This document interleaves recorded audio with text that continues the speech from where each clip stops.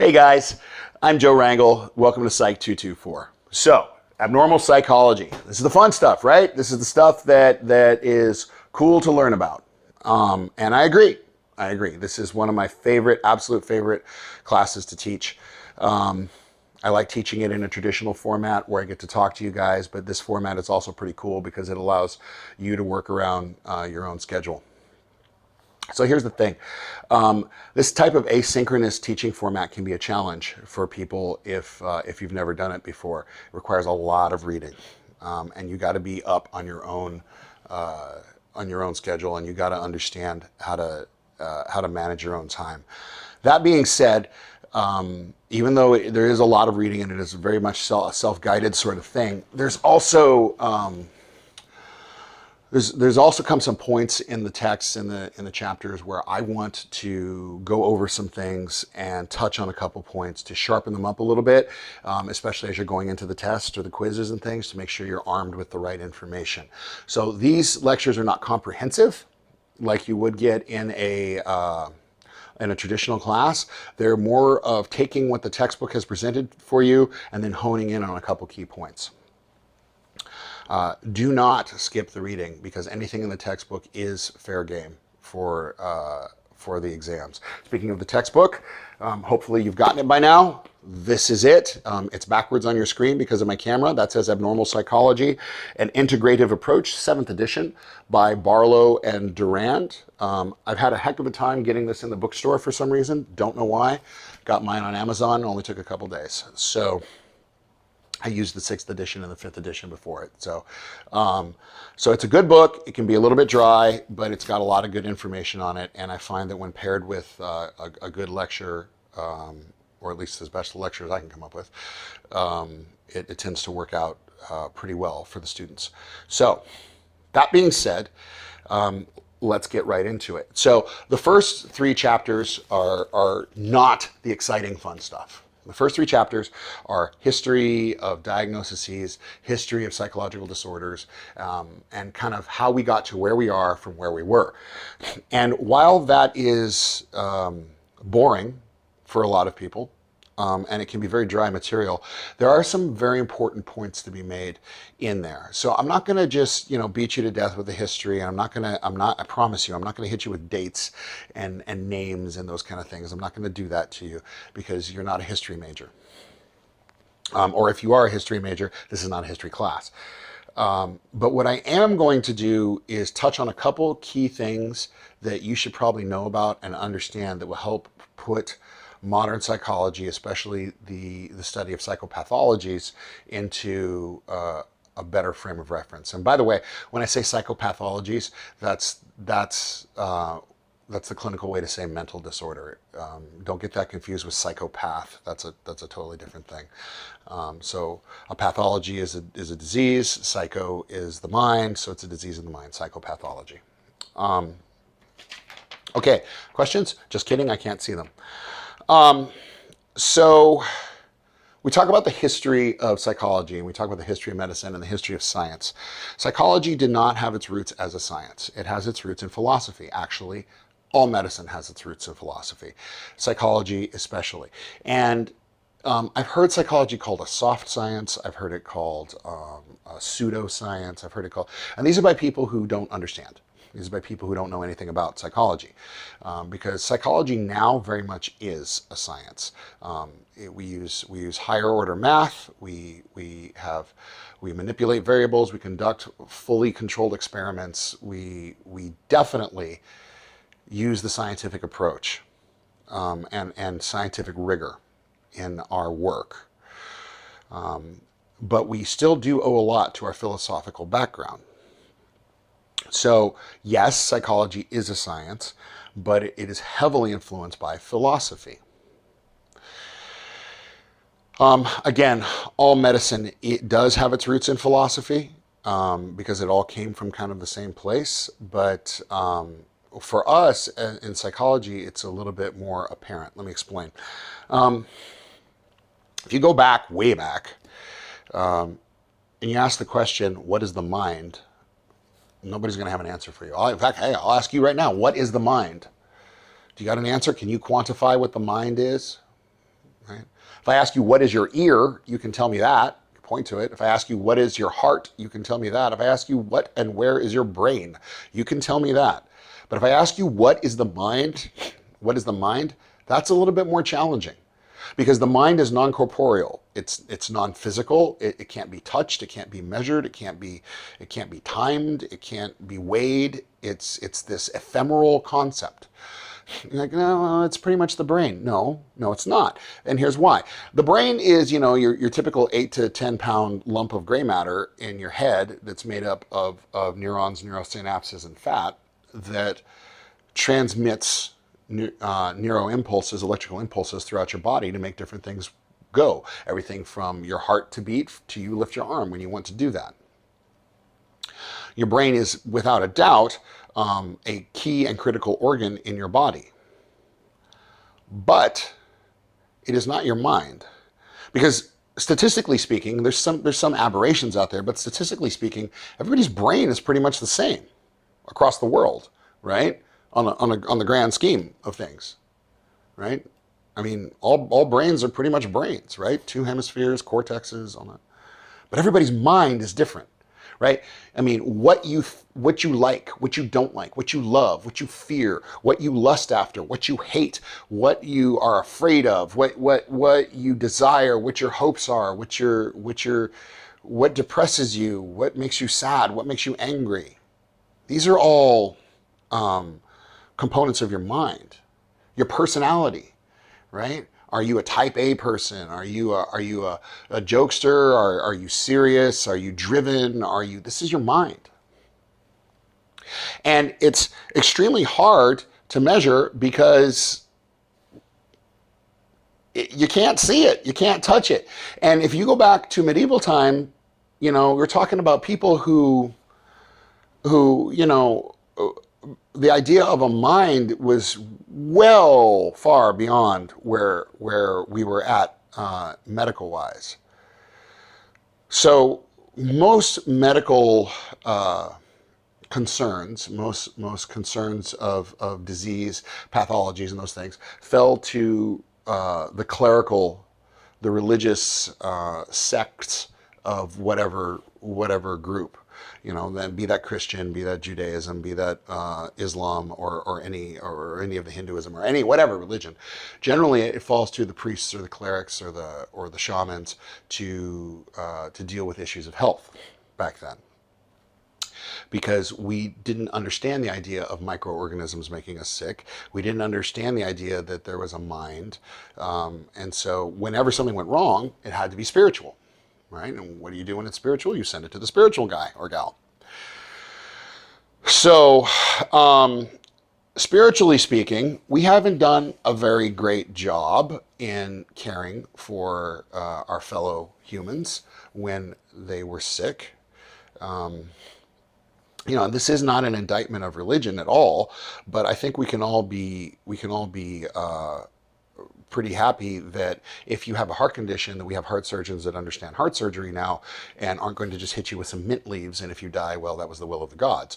And when it comes to diseases of the mind, well, you're going back to a time when people ascribe to things like demonic possession and witchcraft and those kind of things. And I know some people still do, but schizophrenia presents a lot like what somebody back then would consider demonic possession to be, right? You hear things, you see things, you believe things, none of which are really there, right? And sometimes the things you hear are really awful, and you hear a lot of it, and it's loud, and you can't, I've known people who were paranoid schizophrenic who were absolutely crippled on the ground in the fetal position, hands over their head, because the voices are just bombarding them from all sides. And of course, none of us can hear them because they're not really there. So this looks a lot like demonic possession. So what do you do with somebody who's got this? Well, they give them exorcisms. They perform rites of exorcism. And most of us are familiar with the Christian rites of exorcism, or have at least seen versions of it on TV or whatnot. And some of those can be pretty tame. They just involve prayers and rituals. And some of them can be pretty brutal, and they end, sorry, I gotta get something off my screen here. And they can end with the death of the patient. And this is true for other exorcism type rites in other communities, tribal communities and whatever, very times these exorcisms involve a lot of pain, a lot of torture, and not a lot of healing for the person with a mental disorder. And then, especially pre-Renaissance in Western culture, if the exorcism didn't work and didn't expel the demons, didn't fix your psychopathology, then clearly you were in league with the demons. And so what do we got to do? Well, we got to kill you, right? So we got to burn you at the stake or throw you off a cliff or hang you or do some other terrible thing to you. So if you happen to be a person with schizophrenic disorder, or a person with paranoid personality disorder, or a person with depression, or a person with bipolar disorder, and you weren't lucky enough to be born now, then you're probably dead. You're probably going to end up getting killed by the government and the church, because they're the same thing. So historically, we have not done a great job. And as we came out of that and started trying to focus on psychology separate from spirituality, we started off in a pretty rough way. Aristotle, you guys have probably heard of him, very famous Greek philosopher. He thought the brain's job was to cool blood. This is one of the greatest thinkers in history, and he believed the brain's job was to cool blood. That was it. And the father of modern medicine, Hippocrates, who you may have heard of the Hippocratic Oath. When you become a doctor, a medical doctor, you have to recite the Hippocratic Oath. He's the first person to actually say, wait a minute, maybe there's something going on in the body. Maybe this person is coughing and stuff because there's something going on in the body. It's not their spirit, it's their body. So that was cool, except he got it completely wrong. He believed that your body's illnesses and illnesses of the mind and behavior were due to an imbalance of bodily fluids, blood, phlegm, bile or vomit. And so the way to get you back in line was to release some of these fluids. So he would bloodlet you. He would cut you open and make you sit there and bleed until your cough was cured, for instance. Actually, too much blood would, according to him, would cause you to be very aggressive and angry. You may have heard the term, get your blood up. That's what that means. That's where it comes from. We used bloodletting, induced vomiting, all sorts of stuff. And this was enlightened at the time. The first scientific psychologist was a guy by the name of Wilhelm Wundt, or William Wundt, if you want to say it American style. And he didn't give any regard to the mind at all. He was measuring the body's reactions to light, to sound, to impulses, to fear impulses, to jump scares and those things. And he was literally measuring them with clocks and meters and sphygmometers, which is the heart, the thing the doctor uses to listen to your heart. He was measuring those kind of things to get your reactions and your reaction speed and your reaction time and those kind of things. And he's considered the father of scientific psychology. And this guy gave absolutely no credence to the idea that there was something called emotion, that there was something called desire, thought, motivations. He was 100% pure math. So, even he's considered the first modern real psychologist, even he kind of missed the boat. So the first person to really tackle the mind and the unconscious processes is someone who I know you've heard of before, Sigmund Freud. And Freud gets a lot of crap in the modern world for his theories. And there's a reason for it, because he started off with a pretty good idea and he took that ball and he ran with it and he passed the end zone and he passed the field goal and he left the stadium and he kept running, right? He just took it too far. But he should be given credit for the idea that he was the first person to really tackle the idea of a mind separate from the body. Not in like some weird esoteric spiritual way where your mind leaves your body, but a mind that functions separate of what what the heart and the brain are doing. And you guys probably know this. You probably had this in high school or some intro to psych class. So I'm not going to beat it to death. But his idea was that there's three forces in the brain: the id, the ego, and the superego. And the id is your desire force. It is your pleasure-seeking principle. It is your immediate gratification principle. I am hungry. I want to eat. I have to go to the bathroom, so I will urinate. I want that object, so I will take it. And then the ego is the superego is your cultural norm, your what is societally right. So it's the one that steps in and says, no, we have to go to work. No, this is what our mom wants us to do. This is what our dad wants us to do. This is what society wants me to do. So your id wants what it wants. The superego wants what it wants. And the ego comes in and it is the referee between the two. And it basically says, the id says, I want money. And the superego says, well, you can't steal it. And so the ego says, okay, but let's get a job. That way you can meet this one's desires and you can meet this one's desires.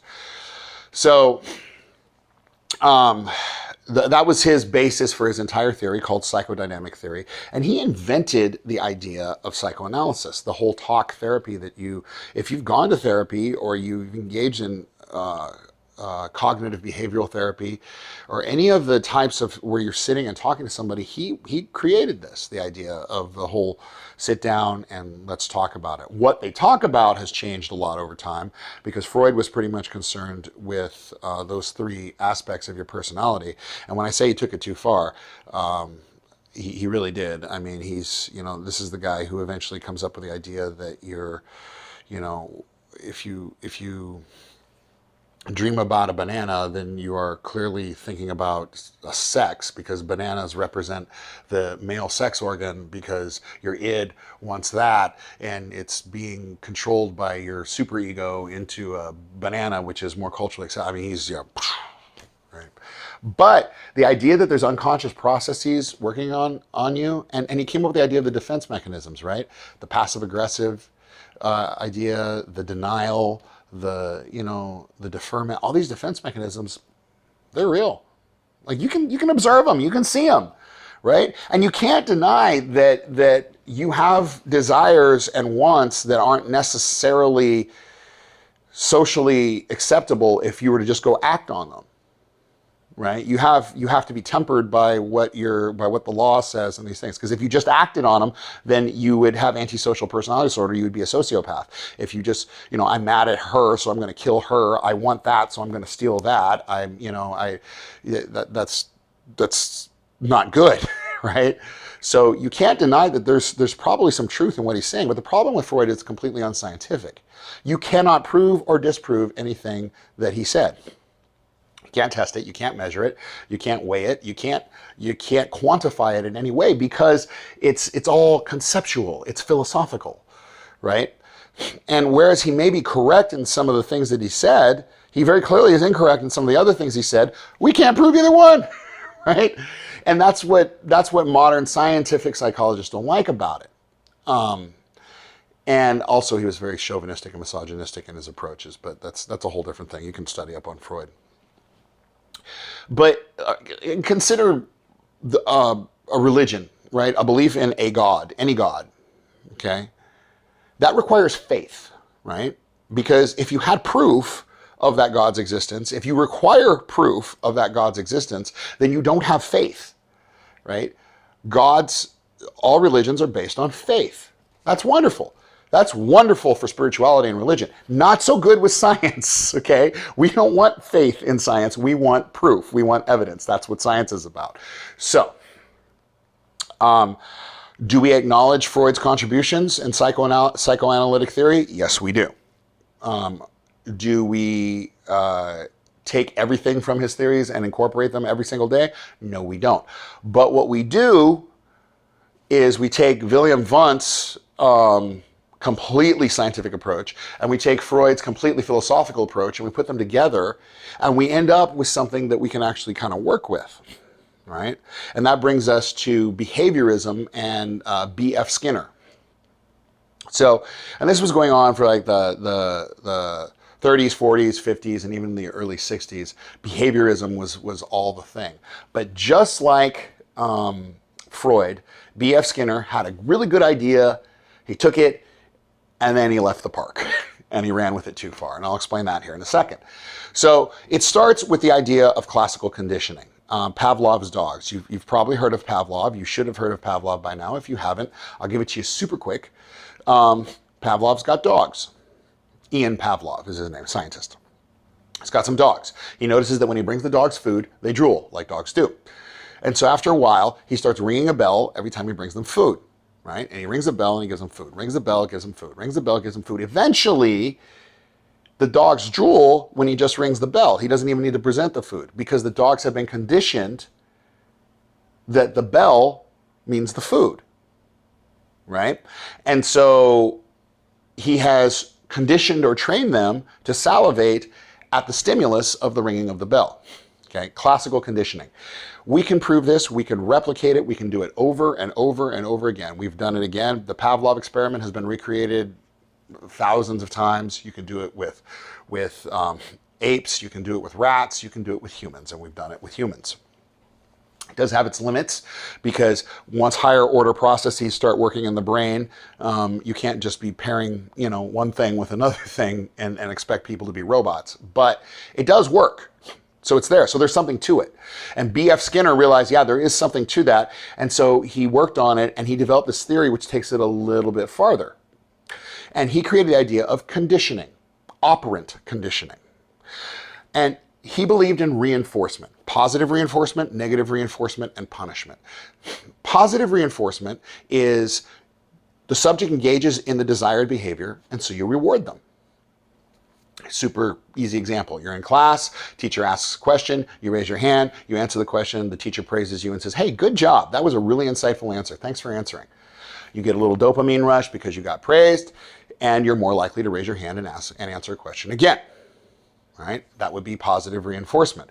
Conversely, you raise your hand, you answer the question, the teacher says, that was the stupidest thing I've ever heard. I can't believe you said that, and it calls you out and humiliates you in front of the class. You are less likely to raise your hand in front of the class again.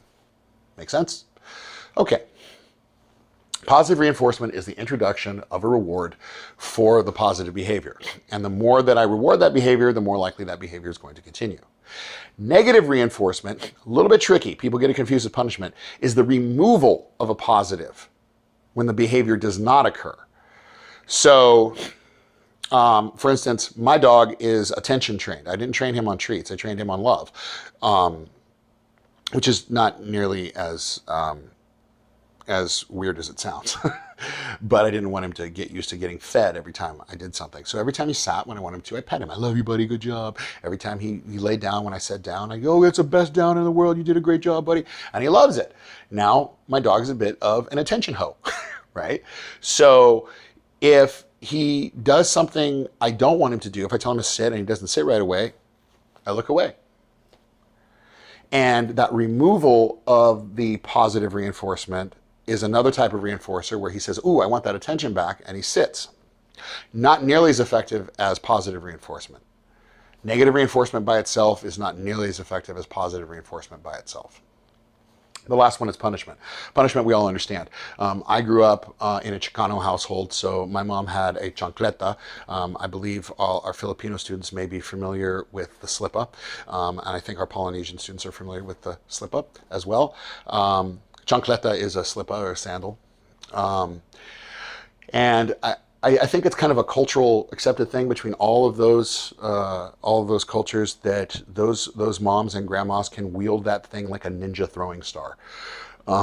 So we know, we understand punishment, right? And I'm joking, of course, but I mean, I think everybody understands what punishment is, right? Punishment is the introduction of something unpleasant at the undesired behavior. And that punishment can be everything from a spanking to grounding to jail time.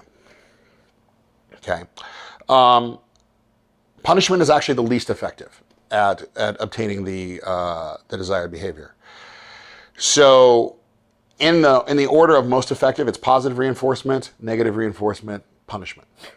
And then the most effective combination of all of them is a randomized positive reinforcement with regular or dependable punishment and negative reinforcement, which means when the undesirable behavior occurs, punishment follows. But when the desirable behavior occurs, sometimes positive reinforcement occurs. That's just statistically what's been proven to be the most effective. So we can do this. We can test it. We have done it. We have tested it. This works. You can modify behavior in humans this way. B.F. Skinner now, as he leaves the stadium, believes that this is how all behavior works. Everything in your life, every single thing you do is a reinforced behavior. Okay, why is that so bad? Well, here's why it's so bad. I'm not talking about just whether or not you choose to get up early and go to work, or whether you're a sleep in and lazy kind of person. That's not what I'm talking about. I'm talking about everything you do, from whether or not you scratch your nose, to if you call your mom back, to whether you like to say LOL or LMFAO, or what. Everything you do is a reinforced behavior. So according to B.F. Skinner, there is no free will. You have no thought. Your thoughts are reinforced behavior. Your thoughts are just another action or behavior, and they are reinforced somewhere in your lifetime. You have no free will. The illusion of free will is another behavior. And as you may imagine, people bristle at this a little bit, because that means basically your entire life is mapped out. Everything that you do or is going to happen to you is already mapped out based upon the reinforcements that you've received in your life. So you've heard of nature versus nurture, right? The idea is nature is your biology, genetics, your medicine, your physical makeup, evolution. That's nature. Nurture is your environment, where you grew up, how you grew up, what type of socioeconomic resources you had available to you, what type of attention you receive from your parents, what type of friends you have, what type of opportunities you had, what happened when you got in trouble, those kinds of things. So nature versus nurture. B.F. Skinner is 100% nurture. He believes that you're completely a product of the environment's effects on you, and that your biology has nothing to do with it. So this theory completely falls apart when you bring something like schizophrenia to him. And I'm gonna use this as an example a lot, and we're gonna get into paranoid schizophrenia later. But when you get into schizophrenia, you're talking about a disease that is a brain disease. It is a disease of the brain that affects the mind, and it is thought to occur due to neurotransmitter and neurochemical imbalances in the brain. Hippocrates what? And because of that, it creates these perceptions, these delusions and things that don't occur. You could grow up in the best, most loving, most socioeconomically stable, most caring environment in the world, with every single opportunity there for you, but just enough challenges to give you a good idea of what it's like out there in the real world. You could grow up in the absolute best utopian environment and still develop schizophrenia. Okay. So that's where the Skinnerian behaviorism kind of falls apart, because there definitely is a biological component to some of this stuff. It's not all of it, because things like post-traumatic stress disorder are caused by the environment. They're caused by experiences that happen to somebody. They're caused by things they perceive. They're caused by things that they see. You're not born with PTSD, right? So there is a nurture component. So the answer is, to the nature versus nurture question, it's a little bit of both, right? And anyone who tries to sell you that it's all one or all the other they've missed the boat. Consider for a second phobias, right? Things we're afraid of. Phobias are by clinical definition, an irrational fear or disgust of a specific stimulus. And that can be almost anything. It can be anything, right?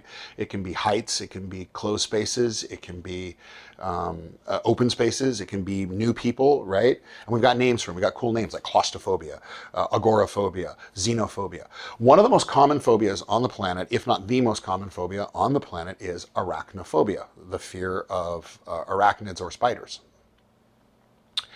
You can go anywhere. You can go to India, you can go to North Carolina, you can go to Mexico, you can go anywhere in the world and you will find people with arachnophobia. It is a universally experienced phobia. Not everybody is afraid of spiders. I understand there's some outliers out there and they like to play with spiders, even crawl tarantula up their arms and stuff. But let's be honest. When we see that stuff, for the most part as a society, we go, that's crazy, I wouldn't do that. Because as a society, we are afraid of spiders. And when I say as a society, I don't mean as a society, I mean as a human race. We are, for the most part, afraid of spiders. Why? Why? Right? Even when you know that they're not harmful.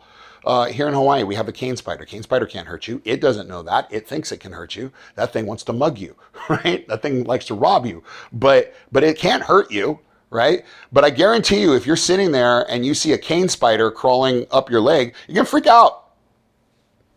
Why? Well, the evolutionary theory goes that it's programmed into our genetic code that when we see that, when that pattern of legs and body hits our optic receptors and goes into our brain, it triggers the fight or flight response in our brains, because genetically speaking, going back in time, those things will kill you. Some spiders will kill you, right? And they're dangerous and they should be avoided. Same thing with snakes, right? I know there's plenty of snakes out there that aren't harmful, but there's plenty of them out there that'll kill you in a heartbeat, right? And so you see people with this kind of immediate visceral reaction to those things and they don't like them. So the idea that there could be an evolutionary or genetic component to some of these phobias is a strong argument for the nature half of things. All right. But then again, you've got the person who develops claustrophobia because when they were a kid, I'm totally making something up here, because when they were a kid, they tripped and fell down a well or a sinkhole and they were trapped in there for several hours and they thought they were going to die, and now they can't stand to be in enclosed spaces. That's totally nurture, right? So you've got to have respect for both and understand what you're dealing with, because you can't treat a nature disorder like you treat a nurture disorder. Right? You cannot treat schizophrenia with talk therapy, but you're not going to help somebody with PTSD if you just keep shoving medicine down their mouth. Okay. That being said, there is no genetic identifier, genetic marker been identified for mental disorders. We cannot break the human genome apart, look at your DNA, and say, oh, you've got the schizophrenia gene. You've got the depression gene. That does not exist. There is no gene that cues us into you having a specific disorder. So the last thing I want to talk about is a scientific concept called validity versus reliability. And this is something that a lot of my students have had a problem with in the past, and it trips people up on every frickin' test. So I just want to cover it and help you understand it, because this is an important concept for you to grasp as you go through life and consume information being given to you by the TV. Because especially like in the last couple of years, we've been getting a lot of medical information, a lot of scientific information that is definitely politically charged. And that's on both sides of the argument, okay? And I'm not taking a side, but I am saying a lot of this stuff has been politically charged. And when it's politically charged, some of the studies and some of the stuff you get, if you just take it and digest it without being able to pick it apart, then you may being fed improper information. So let me explain validity versus reliability. I think I can do it simply. I think I can do it really, really simply. Okay, this is my remote control for my TV. Okay. I want to test if gravity works in this room that I'm in. My hypothesis is gravity is in effect in here. And I'm going to test it by dropping this remote. My theory is that when I drop the remote, it will fall. Hey, what do you know? Gravity works. Okay. Validity means the test answers the question asked. The test actually addresses the question. Okay. The question, does gravity work in the room? The test was, I'm going to let this remote go. Does the test answer the question? Yes. Yes, the test gets to, does gravity work in the room? If I let this remote go and it just sat here floating in the air, one, you'd all be freaked out, but two, that would also answer the question, does gravity work in the room? No, no, gravity doesn't. So it's not whether the answer is yes or no, it's does the question actually, or is the test actually addressing the question? Okay, and that may seem really simple and really elementary, but a lot of these things in history don't. Okay, I'll give you a super ridiculous example. Are male drivers better drivers than female drivers? Okay, that's my question. My hypothesis, male drivers are better drivers than female drivers. Okay, misogynistic, chauvinistic, but there's the question. Okay, the test. I'm going to drop this remote. The remote fell, thereby proving that male drivers are better than female drivers. And if you're sitting there looking at your screen right now going, that's crap, that doesn't make any sense. That is correct, that does not make any sense because the test does not answer the question. There may be ways to answer the question by observing drivers, taking measurements, you know, and doing those. But this wasn't it. This wasn't a way to answer. But a lot of the science that you're fed on the TV is that type of science where the test doesn't address the question. Okay. The Rorschach ink blot test, one of the most famous psychological tests in history. Right? You guys know this one, right? Where they take the ink blots on the piece of paper and you look at them and you say, I see a dog. I see a gorilla riding a motorcycle. I see whatever, right? And that test is supposed to be a test for psychopathology, for psychotic disorders. It is completely invalid. The Rorschach ink blot test is not valid. That test does not answer the question, is this person psychotic? Okay? So there's an example of it in play. It does not answer that question at all. It tells you what they see at any particular time. It may reflect on their mood at a given time. I can look at a Rorschach test and see flowers and kittens, and then if I'm in a bad mood, I might look at it and see lightning and thunder. It's not a valid test. Okay. Reliability. Reliability means, will I get the same result if I do the test again? Or if two people do the test, will they get pretty much the same result? Reliability means it can be replicated over and over and over again. Okay, so let's go back to the gravity question. Does gravity work in the room? Here's the test. Okay, is that test reliable? Yeah, it is. Every time I drop the remote, it's going to fall. We know that. Okay, that test is reliable. In fact, it's so reliable, anywhere on the planet you do that, except in a NASA zero-G chamber, it's going to do that, right? Super reliable test here on planet Earth. Okay, super reliable. Is it valid? Well, let's go back to the male-female driver question. If I drop the remote, is it going to fall? Yes, it is going to fall. Is that a valid test? No, we just discussed that. Is it a reliable test? Absolutely. So can a test be valid and not reliable? Can a test be reliable and not valid? Absolutely. It can be a bad test that gets the same result every single time. Every time I drop this remote, it's going to fall. And it's never going to answer the question about male and female drivers. But if I can convince people that it does answer the question, then I can use the reliability to confuse them for validity. Okay? Does that make sense? So reliability and validity are both important for psychological tests, or frankly any science at all, but they are independent of each other. A test must be both valid and reliable. Can it be valid and not reliable? Absolutely. Can you test me for elevated anger levels? Sure. Catch me when I am really mad about something and test me for elevated anger levels, I'm going to spike off the charts. I'm going to be angry. I'm mad, right? Is it reliable? No. Because I'm not always like that. You're not always angry. So it's not. Can it be valid? Yeah, it was valid at that particular point. Is it reliable? Nope. Okay. So something can be valid and not reliable. It can be reliable and not valid. It can be both or it can be neither. Make sense? All right, guys. All right, guys. That's it for this. Got you in about 40 minutes. I hope you made it all the way through. And I'm looking forward to working with you guys as the class goes on. Aloha.